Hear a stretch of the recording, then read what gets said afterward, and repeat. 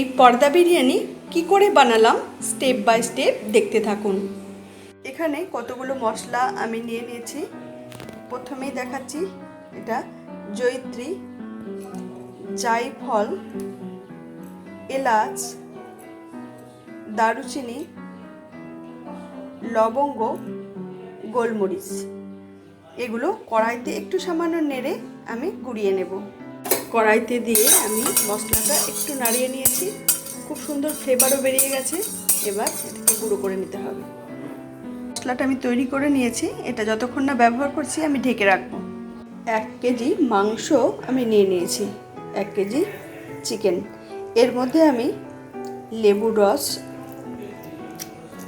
দিয়ে দিলাম, খুব ভালো করে মাখিয়ে নেব। 15 থেকে 20 মিনিট মাখিয়ে রেখে দেব।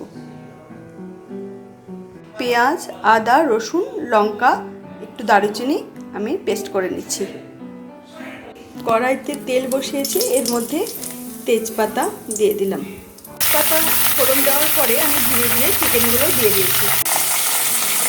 দিয়ে দিচ্ছি পরিমাণ মতো লবণ, দিয়ে দিচ্ছি পেস্ট করে রাখা মশলা।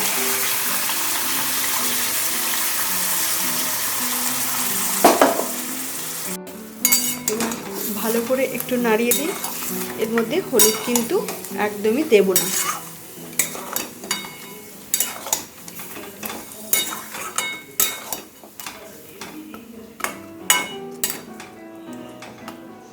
লো ফ্লেমে হতে থাক। তেল না বেরিয়ে আসা অবধি এভাবে লো ফ্লেমে কষাতে থাকবো। আমি একটুখানি টমেটো পিউরি দিয়ে দিলাম, কারণ যেহেতু হলুদ দিচ্ছি না, রঙটা একদম সাদা যেতে। চায়ের লিকার আমি দিয়ে দিচ্ছি,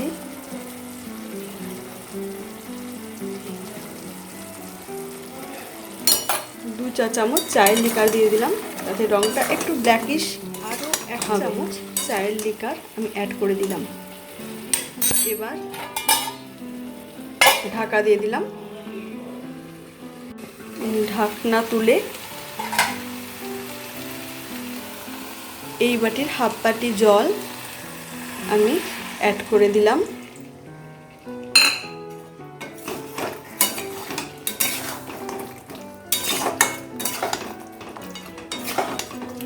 মাংস প্রায় সেদ্ধ হয়ে এসেছে, আরও 2 থেকে 3 মিনিট ঢাকা দিয়ে রাখবো। ঢাকা তুলে নিলাম, মাংস পুরোপুরি তৈরি হয়ে গেছে, সেদ্ধও হয়ে গেছে। ফ্লেম বন্ধ করে দিলাম। এই পরিমাণ মতো বাসমতি রাইস ভালো করে ধুয়ে নিয়ে নিয়েছি। একটি পাত্রে বাসমতি রাইস আমি জল দিয়ে বসিয়ে দিয়েছি। ভাত ফুটতে শুরু করেছে, এর মধ্যে আমি একটুখানি নুন দিয়ে দেব, পরিমাণ মতো নুন দিয়ে দিলাম। একবার আরেকটু ভালো করে নাড়িয়ে দেব। সেদ্ধর ব্যাপারে কিন্তু ভীষণ খেয়াল রাখতে হবে, যেন কোনোভাবেই বেশি সেদ্ধ না হয়ে যায়। সবসময় খেয়াল রাখতে হবে যাতে 90% সেদ্ধ হয়। হয়ে এসেছে, এবার আমি নামিয়ে নেব। তার আগে কয়েক ফোঁটা লেবুর রস আমি দিয়ে দেব, তাহলে ভাতটা একদম ঝরঝরে থাকবে। গ্যাস ওভেন বন্ধ করে দিলাম, এটা ঝরিয়ে নিয়েছি।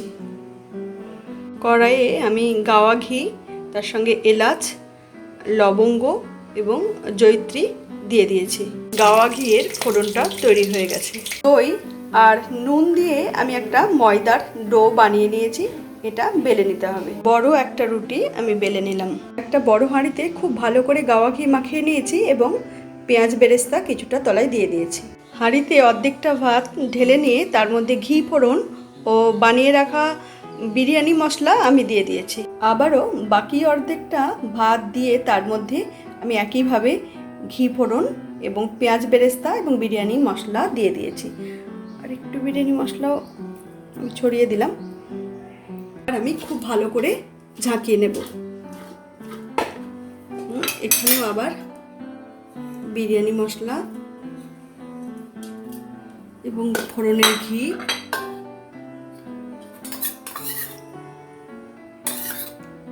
ছড়িয়ে দেব। আবারও খুব ভালো করে ঝাঁকিয়ে দেব।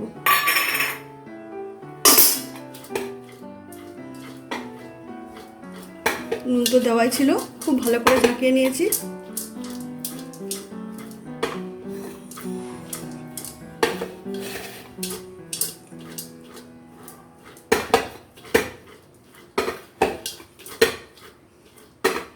আবারও আমি অনেকখানি ঘি ফোড়ন উপর থেকে দিয়ে দিলাম। আজকে কিন্তু পুরোটাই গাওয়া ঘি দিয়ে ফোড়নটা করেছি। রাইসের মধ্যে মশলা এবং ফোড়নটা খুব ভালো করে নাড়িয়ে নাড়িয়ে মাখিয়ে নিয়েছি। অন্যদিকে তাওয়া বসিয়ে সেখানে আমি বড় রুটির গোলাটা দিয়ে মশলা মাখানো রাইসটা আমি দিয়ে দিয়েছি এবং এর মধ্যে দিয়ে দিলাম চিকেন, আলু এবং ডিম। আলুটা আমি প্রথমে ভেজে নিয়ে তারপর সেদ্ধ করে নিয়েছিলাম। ডিমটাও বয়েল করে একটু ভেজে নিয়েছি এবং চিকেন রেসিপিটা তো আমি দেখিয়েছি, এটা আমি দিয়ে দিলাম। এবার মুড়িয়ে দেওয়ার পালা। আমি খুব আস্তে আস্তে মুড়িয়ে দেব।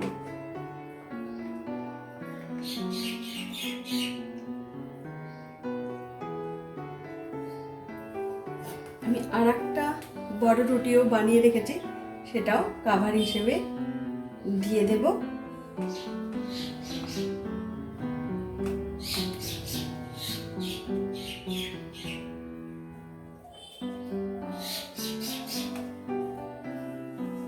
ভীষণ সুন্দরভাবে কাভারটা আমি করে দিয়েছি। আপনারা একটা রুটি দিয়েও বানিয়ে নিতে পারেন, আবার দুটো রুটি দিয়ে বানিয়ে নিলে আরও শেপ হবে। ব্যাপারটা হয়ে গেছে। গ্যাস ওভেন এবার জেলে দেব। গ্যাসের ফ্লেম জেলে দিয়েছি। এবার একটা ঢাকা দিয়ে দেব। ঢাকা দিয়ে দিলাম। আর আমি তাওয়াটার মধ্যে তেল খুব ভালো করে মাখিয়ে রেখেছিলাম, তার মধ্যে রুটিটা দিয়ে দিয়েছিলাম এবং পরে লাগলে আর একটু তেল আমি পাশ থেকে ঘুরিয়ে দেব। 3 থেকে 4 মিনিট হয়ে গেছে। এবার আমি ঢাকনাটা তুলে এটাকে আমি অন্য একটি পাত্রে উল্টে নেব। পুরোপুরি উল্টে নিয়েছি। এবার খুলে আস্তে আস্তে দেখা যাক। ওয়াও, অসাধারণ! ওই পাত্রটাই আবার তেল দিয়ে বসিয়ে দিয়েছি উল্টো পিঠটা করে নেওয়ার জন্য। সুন্দরভাবে হয়ে গেছে। অন্য দিকটা আমি উল্টে দিয়েছি এবং ফ্লেম জেলে দিয়েছি। তাওয়াতে আস্তে আস্তে হতে দেব। পিঠটাও আমি মিনিট 3 থেকে 4 ঢাকা দিয়ে হতে দিয়েছি। বিরিয়ানি সম্পূর্ণ তৈরি হয়ে গেছে। পর্দা আবৃত যে কোনো জিনিসই আমাদের কাছে খুব কৌতূহলের। আজও আমার ভীষণ কৌতূহল হচ্ছে কেমন হয়েছে পর্দা বিরিয়ানি। বিরিয়ানি সম্পূর্ণ তৈরি।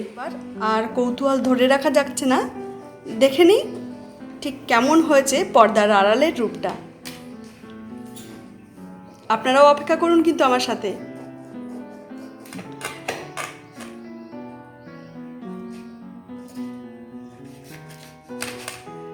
এটা কিন্তু সম্পূর্ণ ঘরোয়াভাবে তৈরি এবং আপনারা তো পুরোটা দেখলেনই যে এখানে কোথাও আমি প্যাকেটজাত মশলা ব্যবহার করিনি এবং আমি কোনো রান্নাতেই সেটা ব্যবহার করি না।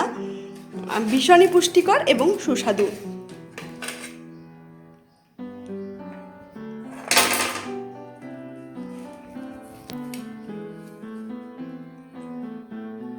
ওয়াও!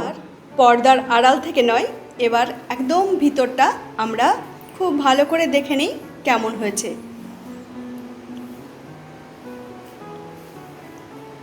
একদম মশলা গেদগেদে না, এটা হাক্কা বিরিয়ানি। পেঁয়াজ ও শসা দিয়ে আমি হাক্কা পর্দা বিরিয়ানি গার্নিশ করে দিয়েছি। এবার শুধুই খাওয়ার পালা। কোনটা যে আগে খাবো, আগে বিরিয়ানি না আগে পরোটা?